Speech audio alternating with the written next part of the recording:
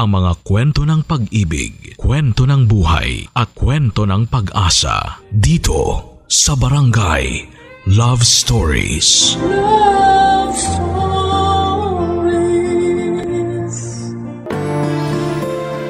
Hindi lahat ng nakaraan ay nag-iiwan ng sugat na mahirap ng lunasan. Minsan nag-iiwan din po ito ng isang bagay na matagal mo nang inaasam at pupuno sa puwang ng iyong kasalukuyan. Ikaw kabarangay, anong bahagi ng iyong nakaraan ang hindi mo pinagsisisihan? Dear Papa Dudut, mapagpalang araw po sa inyo at sa lahat ng mga nakikinig ngayon ng Barangay Love Stories. Ako po si Edmond, 40 years old na sa ngayon at isang government employee for 15 years. Hindi ko na lamang po babanggitin kung saang mismong opisina pero dito lamang din po ako sa Metro Manila. May asawa na po ako, tawagin niyo na lamang siya sa pangalang Shelo. Mas bata siya sa akin ng 3 taon. 15 years na kaming kasal noong mangyari ang kwento naming dalawa. Nagkakilala kami noong high school. Graduating na ako noon pero second year pa lamang siya. Napansin niya ako noong medyo sumikat ako sa school namin. Nasa varsity team kasi ako at hindi ako star player.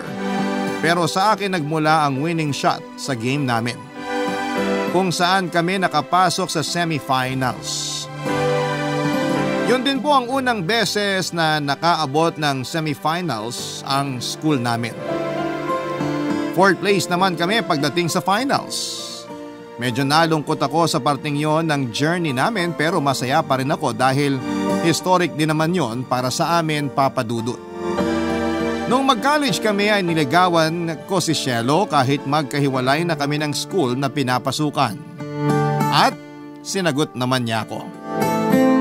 Matapos naming ikasal noon ay pareho kaming nag-take ng civil service exam. At naipasa rin namin yon, Papa Dudut.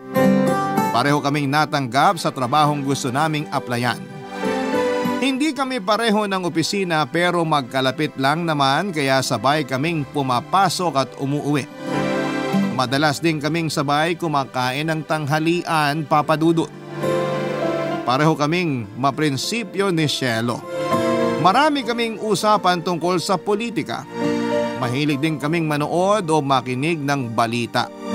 Updated kami lagi sa mga national issue at kung ano-ano pang may kinalaman sa bansa, Papa Dudut.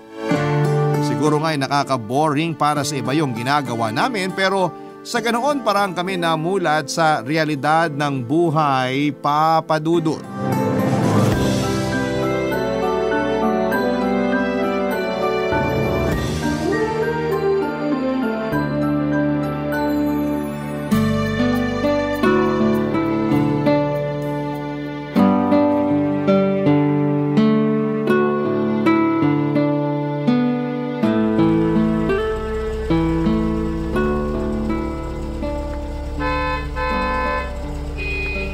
Tingnan mo tong mga to, busina pa ng busina.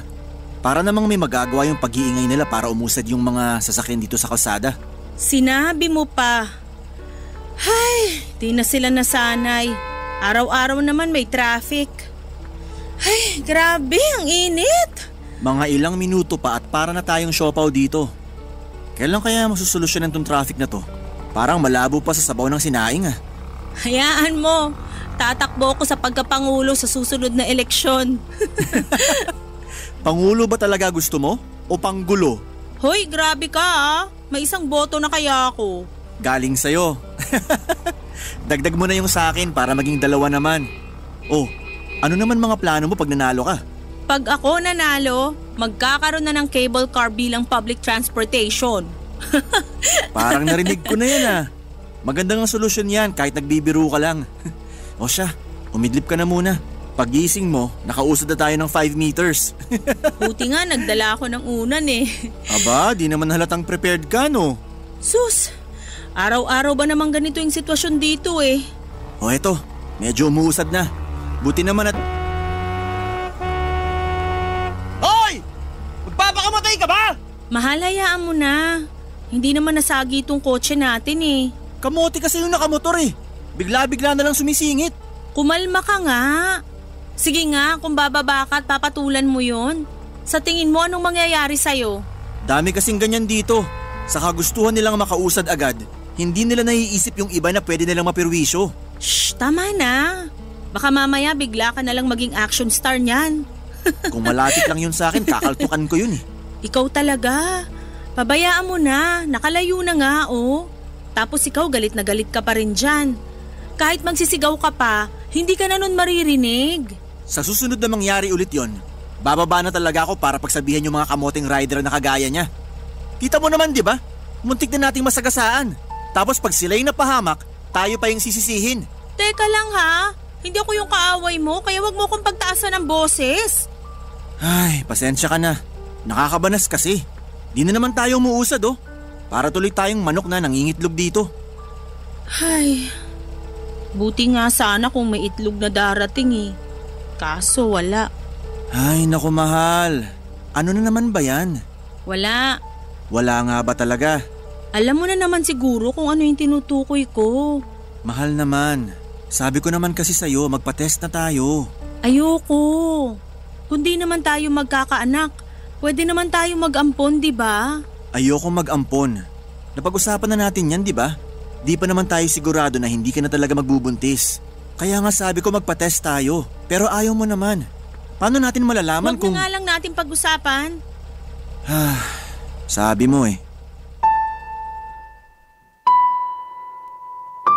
Ganon lagi ang nangyayari kapag napag-uusapan namin ang tungkol sa pagkakaroon namin ng anak, Papa Dudut. Kahit gaano pa kasaya yung usapan kapag merong kahit isang salita na nagpapaalala tungkol doon ay nagbabago ang mood ni Shelo.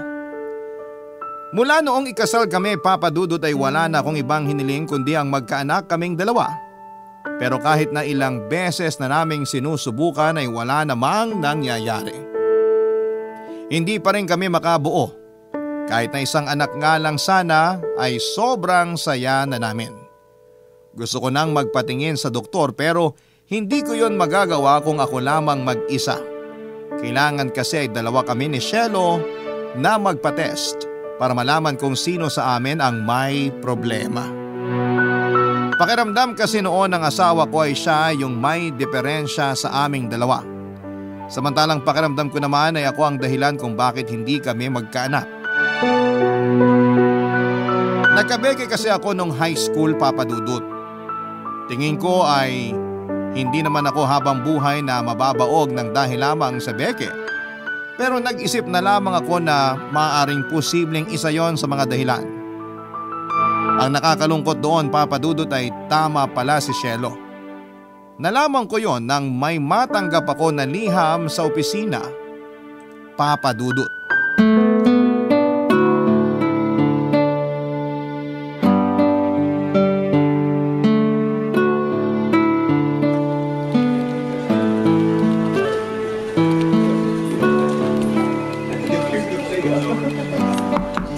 Edmond, may liham para sa'yo.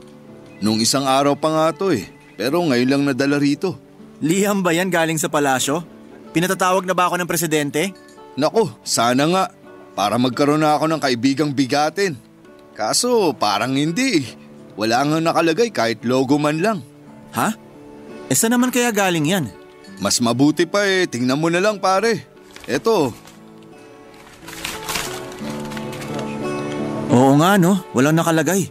Tsaka kung sa palasyo man to galing, hindi rin basta-basta iaabot yung liham.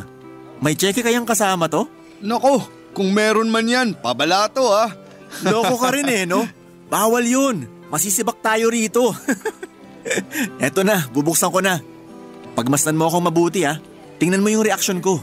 Pag nakita mo akong lumuluha, ibig sabihin may masamang balita. Pag nakasimangot, may utang ako na kailangan ko ng bayaran. Tapos may malaki ng interes. Paano naman kung bigla ka na lang tumakbo palabas? Ibig sabihin nun may kayamanang ipinamana sa akin. At iiwan ko na kayong lahat.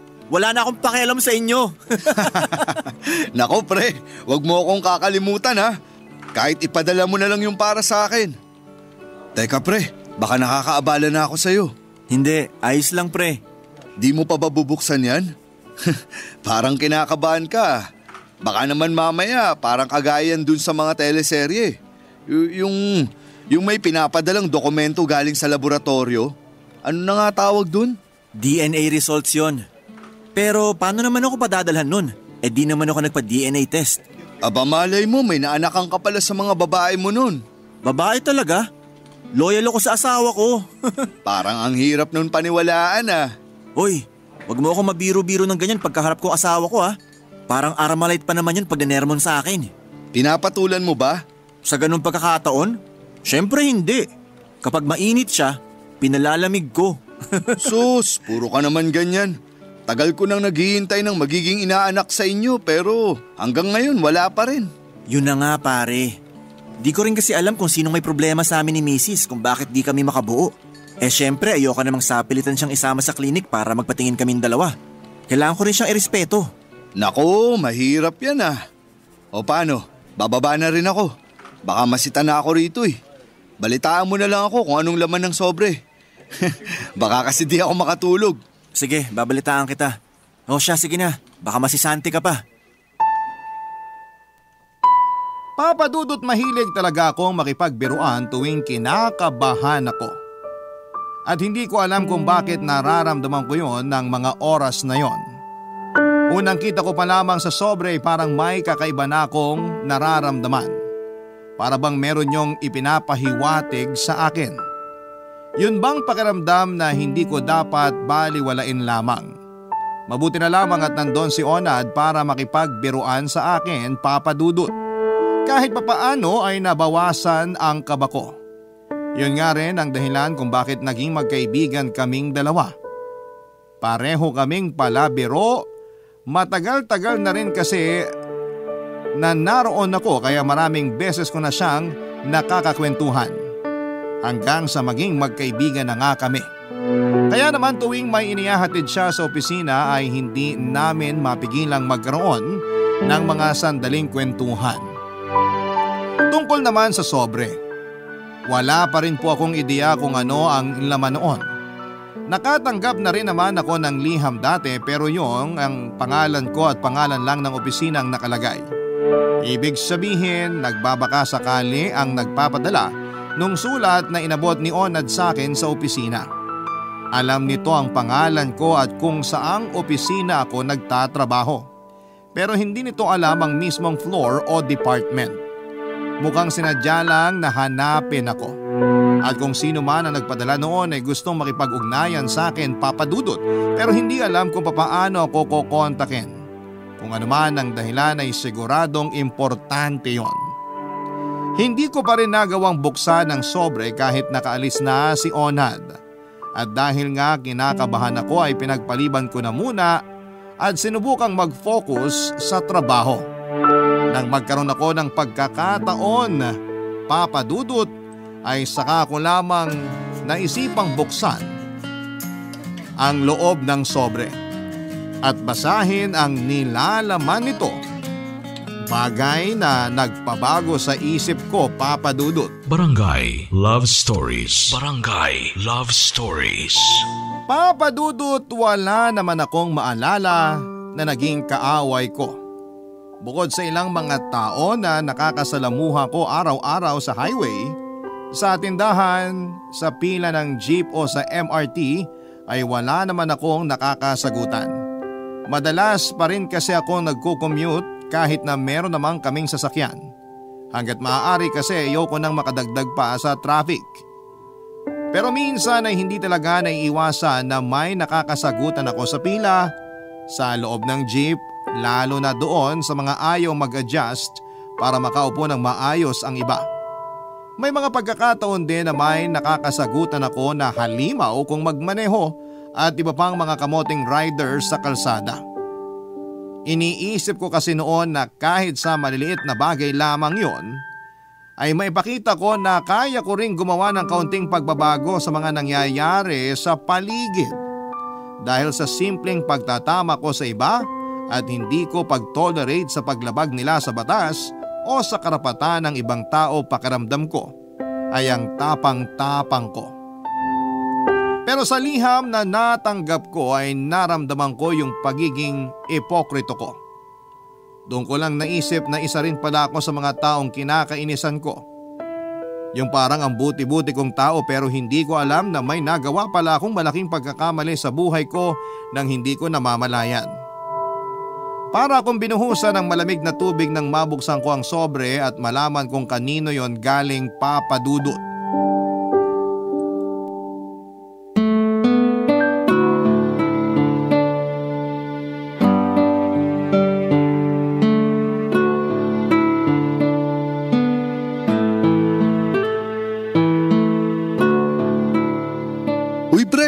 Ba't nandito ka sa parking? Di mo naman dala yung kotse mo ah. Nagpapahangin lang ako. Nako, mukhang di mo sinabayan manangalian yung misis mo ah.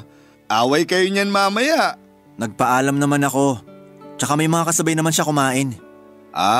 Nagpaalam naman pala. Nga pala pre, nabuksan mo na ba yung sobre? Anong balita? Tingnan mo to, napaka-chismoso.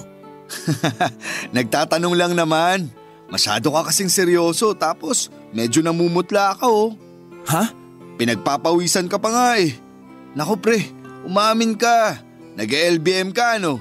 Hindi, medyo sumasakit lang yung tiyan ko pero di naman ako nadudumi. Sus, kaya naman pala eh.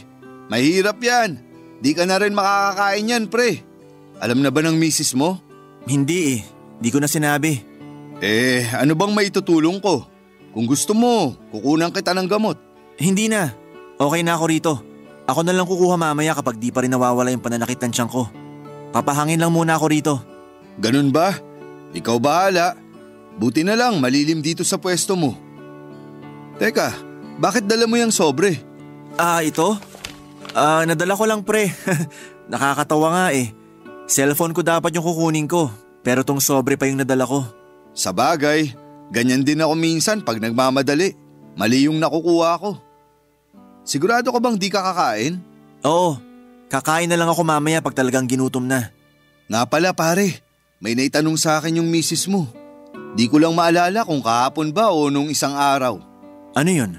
Tinanong niya kung nang bababae ka raw. Ha? Bakit naman niya naitanong yun? Biro lang. Ito naman masyado ka kasing seryoso.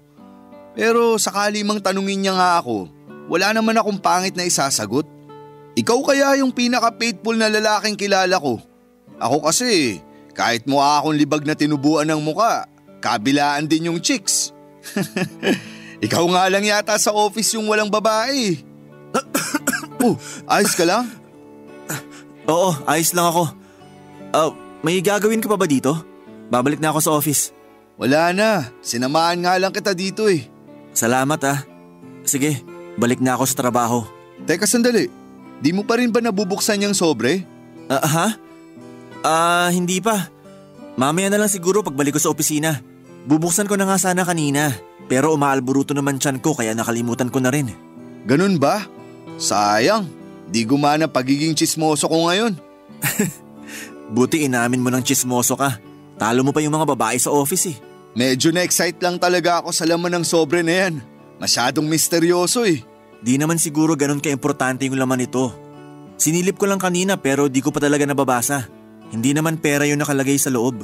O siya, sige. Kwentuhan mo na lang ako sa susunod tungkol dyan. Sige ba? Pero balik na muna ako sa opisina. Sige pre, love you. Sira ulo. Papa Dudut, hindi ko na binasa ang liham doon sa tambayan ko sa parking area. Sa kantin ko na sana balak buksan yon pero natakot ako na baka may makakita na naman sa akin at magtanong pa tungkol doon. Nang makaalis ako roon ay tinago ko kaagad sa bulsa ko ang dala kong sobre. Bandang hapon na nang nagkunwari akong masakit pa rin ang tiyan. Itinuloy ko na lamang ang pagbabasa doon sa CR naming mga lalaki. Nagkulong ako sa cubicle ng ilang minuto, Papa Dudut. Yung hinala ko noon ay sinagot ng hawak kong liham ng mga sandaling yon. Galing sa babaeng nakilala ko noon ang liham na yon. Si Camille. Nakasa doon ang impormasyon na nagkaanak kami. 13 years old na raw ang bata at babae ang anak namin. Flight attendant noon si Camille sa eroplanong sinakyan ko papunta ng Cebu. May mga kailangan akong asikasuhin noon para sa trabaho kaya ako napabiyahe. Nagkakilala kami ni Camille sa flight at nagkausap. Parang sobrang instant ng attraction namin sa isa't isa na tila nagpatangay na lamang kaming dalawa sa agos at bahala na kung saan kami dalhin. Dahil ang bilis ng mga pangyayari. Marami kaming mga bagay na hindi na itanong sa isa't isa. Ang mahalaga lang noong mga panahong yon ay magkasama kaming dalawa. Ang tanging bagay na sigurado ako matapos kong mabasa ang sulat na laman ng sobre ay ang katotohanang hindi ako baog. Ang katotohanang may anak kami ni Camille. Kahit na hindi ko pa nakikita ang bata ay naramdaman ko noon na nagsasabi po ito ng totoo, Papa Dudut. Ramdam ko na may anak na nga ako. Pero ang hindi ko alam at hindi ko sigurado ay kung paano mag-react ang asawa kong si Shelo kapag nalaman na niya ang katotohanan. Kaya naman pinalipas ko muna ang isang araw bago ko yon sinabi sa kanya, Papa Dudut.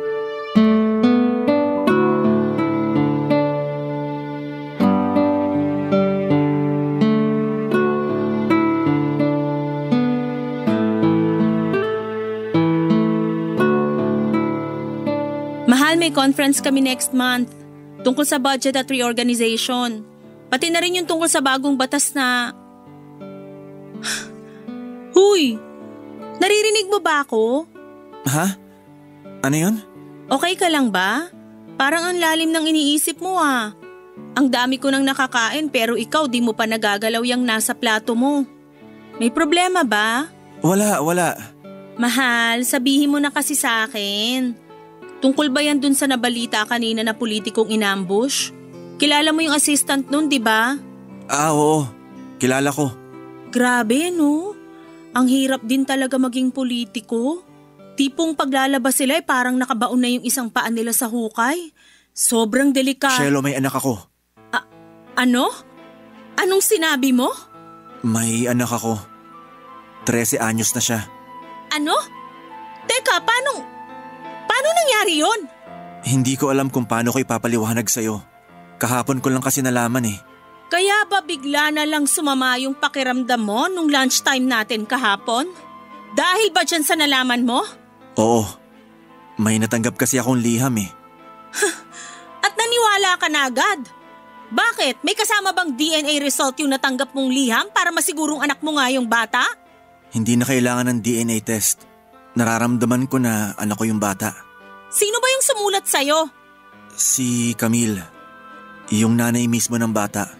Detalyado yung nasa sulat kaya nakakasiguro ako na anak ko nga yung bata. Talagang di ka man lang nag-alangan na sabihin yan sa akin? Ayoko magsinungaling sa'yo kaya sinabi ko na agad. Ayaw mong magsinungaling? Anong tawag mo sa ginawa mo, ha? Ilang taon na yung lumipas, Edmond? 15 years na tayong kasal. At kung 13 anyos na yung bata, nabuo siya nung kasal na tayo. I'm sorry.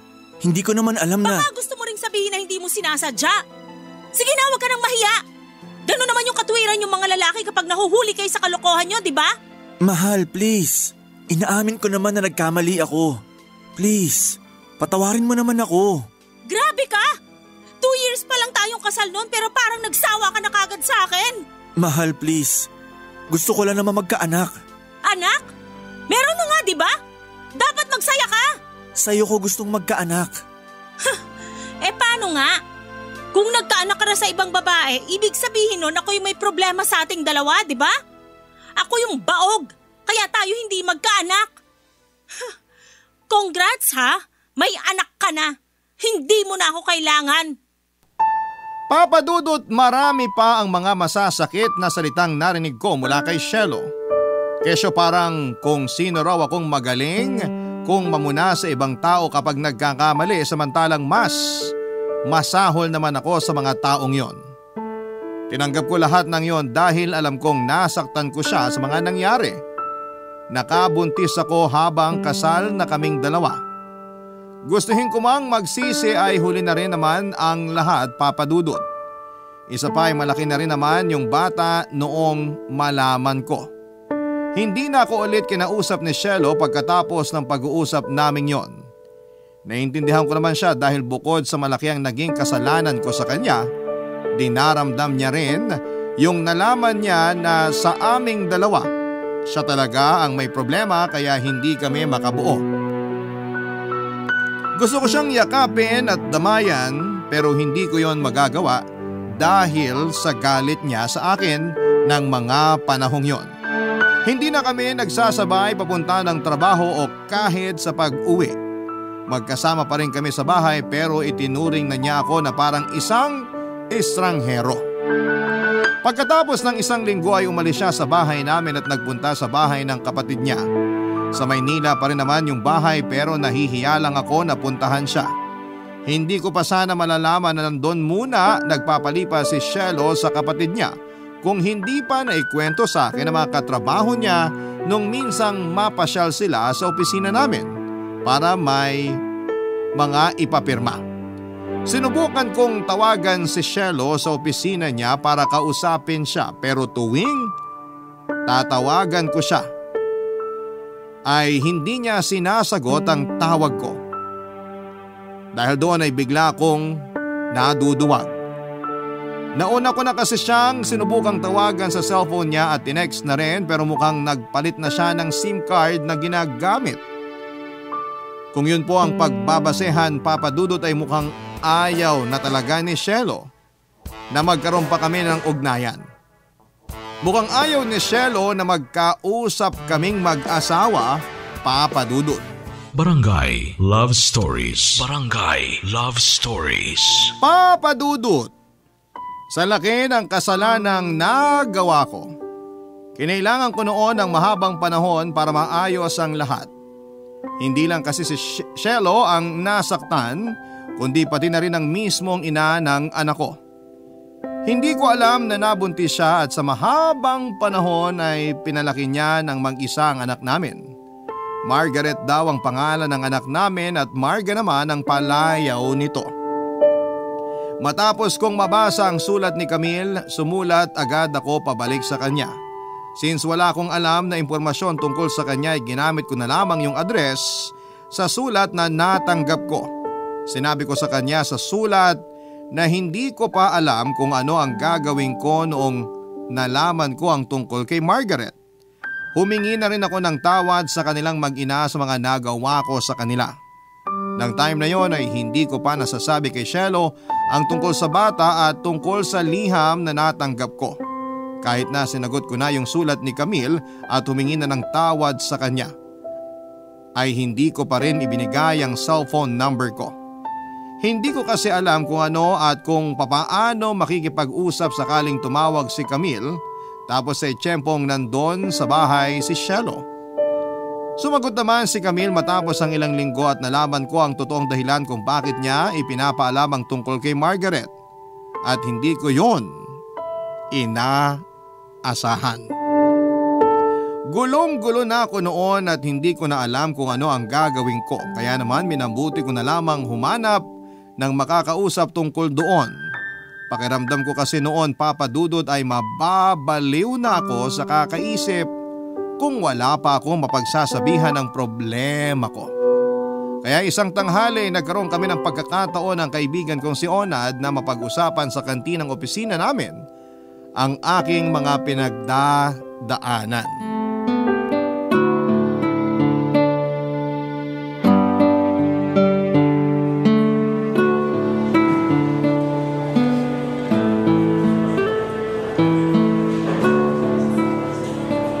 Ano ka mo? 13 anyos na yung anak mo? Oo, dalagita na. Eh yung nanay nung bata, wala na bang pamilya o ibang malapit na kamag-anak?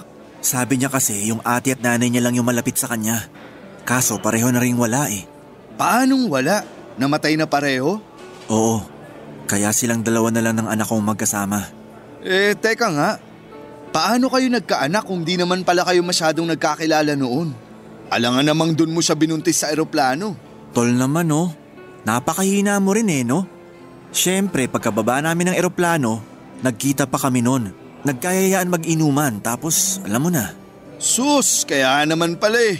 Guilty ka nga pala talaga sa kasalanan mo sa asawa mo. Alam ko naman yun. Humingi na nga ako ng tawad eh. Pero mukhang mahihirapan siyang ibigay yun sa akin. Kung ako rin naman yung asawa mo, ganun din ako. Pero alam mo pare, kung ako sa'yo, wag mo siyang susukuan. Yun naman talagang plano ko. Problema ko lang ngayon kung paano ko sasabihin sa kanya na gusto ni Camille na patirihin na sa bahay namin si Margaret. Gusto niya na ampunin namin yung bata. Bakit aampunin? Anak mo naman yun. Para magkaroon pa rin ng buong pamilya si Margaret. May sakit si Camille. Stage 4 na yung breast cancer niya. Yun din yung ikinamatay ng nanay at kapatid niya. Nako, delikado yun ah. Paano kung mangyari din yun sa anak? Huwag naman ganyan pare. Sorry. Pero kailangan pa rin yan malaman ng asawa mo. Kaso, di naman sa tinatakot kita ha. Pero mas malala yung galit na matatanggap mo nun. Baka mapatay na ako nun pag sinabi kong sa bahay natitira si Margaret. Kahit naman magkahiwalay kami ngayon ng inuuwian, kasal pa rin kami. At yung bahay na yon, conjugal property naming mag-asawa. Eto pare ha, di ba sa buong pagsasama nyo naman ng asawa mo walang pagkakataon na nang babae ka. Bukod dun sa nanay ng anak mo syempre. Wala talaga. Kaya nga akala ko noon napakabuti kong asawa kay Shelo. Tapos malalaman ko na nagkaanak pala ako. Ay, sa totoo nga lang, sa kanilang tatlo ko may kasalanan. Kaya mabigat to para sa akin. Ayoko may masaktan, pero imposibleng mangyari yun. Tingin ko naman mapapatawad ka pa ng asawa mo. Malay mo, kapag nakita niya si Margaret, biglang lumambot yung puso niya. Tapos pumayag siya na siya na rin yung magiging ina ng bata. Ewan ko pare. Pero gusto ko talaga na magkaayos kami. Mahal na mahal ko yung asawa ko. Kahit hindi niya ako mabigyan ng anak, hindi ko siya ipagpapalit sa ibang babae. Kung ganon, mas mabuting harapin mo na lang yung galit niya. Maniwala ka pare, huhupa rin yung galit nun sa'yo. Mahal ka rin naman ng asawa mo. Tsaka yung pagkakamali mo na yun noon, hindi mo naman alam na nagbunga, di ba? Tapos hindi mo na rin naman inulit. Galit lang ngayon si Shelo. Salamat pare ha. Gagawin ko yan. Di ako titigil hanggat di kami nagkakaayos ng asawa ko. Maayos ko rin ang pamilya ko. Papadudot na pagtanto ko noon na tama si Onad. Kailangan kong harapin ang galit ni Shelo hindi lang para maisalba ang pagsasama naming dalawa, kundi para na rin sa anak kong si Margaret. Pero bago ko kausapin ang asawa ko ay nagpasya muna akong pumunta ng Cebu. Hindi naman kami magkasama sa isang bahay ng mga panahon na yon, kaya naisip ko na hindi niya rin naman ako hahanapin kung sakasakali. Kaya naman sinamantala ko na lamang ang pagkakataon at nag-book ako ng flight para kitain sina Camille. Alam ko naman ang address ni Camille dahil binigay niya yon at doon pa lamang sa unang liham na pinadala niya ay nalaman ko na. Sa ikalawang liham naman niya ay may kasama ng picture ni Margaret. Kamukhang kamukha niya ito pero hindi rin maitatanggi na hawig ko rin ng bata papadudot. Pareho rin kami na itim ang buhok. Nung unang kita ko sa picture ay may naramdaman kaagad ako na tinatawag nilang lukso ng dugo. Kaya kahit na hindi pa DNA test ay alam ko na anak ko nga ang mga batang yon. Nang magkita kami ni Camille ay hindi ko akalain na gano'n na kalala ang kondisyon niya. Ganun pala kapag stage 4 na yung cancer. Payat na siya at hindi na tulad noong huling beses kaming nagkita. Medyo hirap na siyang magsalita pero malakas pa rin naman ang boses niya. Napag-usapan namin ni Margaret at ang asawa kong si Shelo. Kahit na wala pa akong sinasabi noon ay alam na niya na hindi tanggap ng asawa kong si Margaret. Pero sa huli ay naging maayos din naman ang naging pag-uusap namin. Nilinaw niya na wala siyang balak na manira ng relasyon at ang tanging gusto niya lamang ay may mapag-iwanan sa anak namin, papadudot. Nung una akala ko ay pareho kami na halos walang alam sa isa't isa, pero hindi pala. Nagulat na lamang ako na marami palang natatandaan si Camille tungkol sa akin base sa mga napag-usapan namin. Tulad na lamang ng kung saan ako nagtatrabaho. Naitanong ko kasi kay Camille kung bakit sulat ang naisip niyang ipadala sa akin kesa hanapin ako sa social media. Ang sabi niya ayaw niya raw makagulo kung sakali.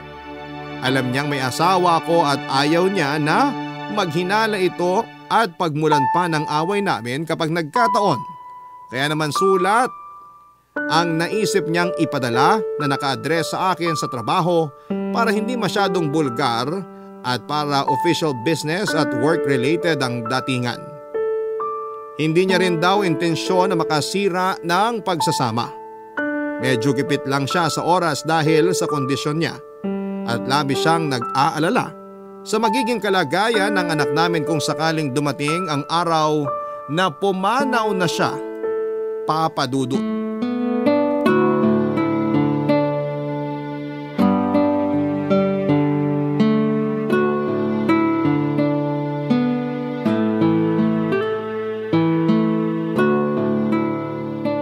Ano pare? Kumusta yung naging pag-uusap nyo nung Camille? Okay naman pero siya yung di okay pare. Cancer ba naman eh? Magtaka ka kung madatnan mo siya na walang pagbabago yung itsura. Konti na lang mga buhok niya kasi unti-unti na siya nakakalbo. Wala na rin siyang gana kumain. Parang ako nga yung nahihirapan sa kalagayan niya eh. May taning na yung buhay niya, di ba? Oo, konting panahon na lang daw natitira sa kanya. Nakukonsensya nga ako pare eh. Ang laki ng nagawa kong kasalanan sa kanila. Nakita ko yung anak ko, ang ganda niya. Kahit papano naman may nakuha rin siya sa akin. Nung nakita ko siya, naisip ko talaga kung gaano ako kawalang kwentang ama. Sana nga nagkaroon pa kami ng mas mahabang oras para makapagkwentuhan man lang. Kaso kailangan ko rin bumalik agad dito para sa trabaho ko. Teka lang pare ha. Di naman sa pinag-iisipan ko pa ng masama yung Camille pero paano raw siya nakasiguro na ikaw nga yung tatay ng bata? Marami siyang nakarelasyon. Yung iba nga fling niya lang talaga eh. Pero ako lang yung Pinoy na nakasama niya. Kaya nung ipinanganak niya si Margaret at nakita kung sino yung kamukha ng bata, di na siya nagduda. May pagkapilya pala yun no? Kaya naman pala nabuo si Margaret. Pero bilib din ako sa kanya ha. Kinaya niya magpalaki ng bata na siya lang mag-isa. Tsaka nanahimik talaga siya kahit may pagkakataon siya na sirain kayo ni Cielo. Kaso nga lang, wala na siyang mapagpipilian ngayon. Wala nang maiiwan para sa bata eh. Ay, kaya nga eh. Pero alam mo naman na kahit sabihin ko yan sa asawa ko, hindi ko pa rin siya makukumbinsi sa gustong mangyari ni Camille. Konti na lang yung panahon natitira pare. Paano kung mawala na si Camille? Kawawa naman yung anak mo kung walang mapag-iiwanan. Babalik ako ron pagkatapos namin mag-usap ng asawa ko. Paano kung di pa rin pumayag si Cielo? Ewan ko pare. Parang mababaliw na ako sa kaiisip kung anong gagawin ko. Ayokong mamili sa kanila. Kailangan ako ni Margaret bilang ama. At kailangan ka rin ng asawa mo. Grabe, ang hirap niyan pare. Buti na lang, wala akong problemang ganyan kahit marami na akong anak. Igagaya mo naman ako sa'yo, puro panganay mga anak mo. Kahit puro sila panganay, wala naman ako naging problema sa mga nanay nila. Di naman sila nanghihingi ng suporta. Tsaka may mga karelasyon na rin kasi sila ngayon. Buti ka pa. Samantalang ako, di ko alam kung paano ko malalampasan tong problema kong to. Isa lang talaga yung nakikita kong solusyon dyan pare. Sikapin mo na magkaayos kayo ni Cielo. Suyuin mo. Mahal ka nun. Hindi yun makakatiis pag nakita niyang wala kang balak sumuko. Ay, susubukan ko pare. Papadudot maganda at mabait na bata ang anak ko. Magaan kaagad ang loob ko sa kanya at ganoon din siya sa akin kaya hindi naging mahirap para sa akin na tanggapin siya bilang anak. Si Cielo na lamang ang inaalala ko. Gusto mang magampo ng asawa ko pero hindi ko sigurado kung masisikmura niyang kupkupin ang batang para sa kanya ay bunga ng pagkakamali ko noon. Gustong gusto ko nang magkaroon ng pamilya. Mali lang yung naging pagkakataon. Ang malaking tanong pa ngayon ay kung magkakaayos pa kami ng asawa kong si Cielo kung sakaling kukunin ko ang anak ko. Pareho silang mahalaga sa akin. Yung sinabi ni Onad na suyuin ko si Cielo, yun din mismo ang sinabi sa akin ni Camille noong huli kaming magkausap. Pagkatapos ng ilang araw pagkabalik ko ng Maynila galing Cebu ay na ospital muli si Camille at doon na siya binawian ng buhay. Hindi pa ako nakakabalik doon matapos ang libing papadudot. Kailangan ko nang makapunta roon para kay Margaret. Ang anak ko mismo ang nagbalita sa akin na wala na ang nanay niya. Nabanggit niya rin sa akin na tinulungan nila ng best friend ng nanay niya sa lahat ng mga kailangang asikasuhin. Sa ngayon daw ay nakikituloy siya pansamantala sa bahay ng best friend ng nanay niya kasama ang pamilya nito. Kailangan na talaga ako ng anak ko doon. Bago po matapos itong liham ko sa inyo ay gusto ko rin po sanang humingi ng payo sa mga nakikinig ngayon kung ano nga ba ang pwede kong gawin para mapatawad na ako ni Shelo. Gulong-gulo na po kasi ang isipan ko kaya sana kahit papaano'y matulungan ninyo ako.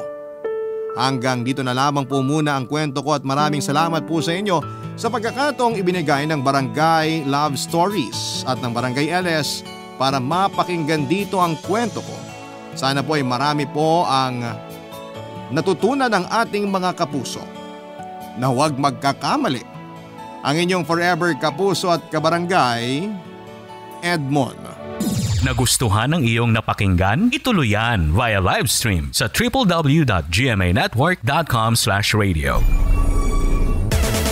Barangay LS 97.1 For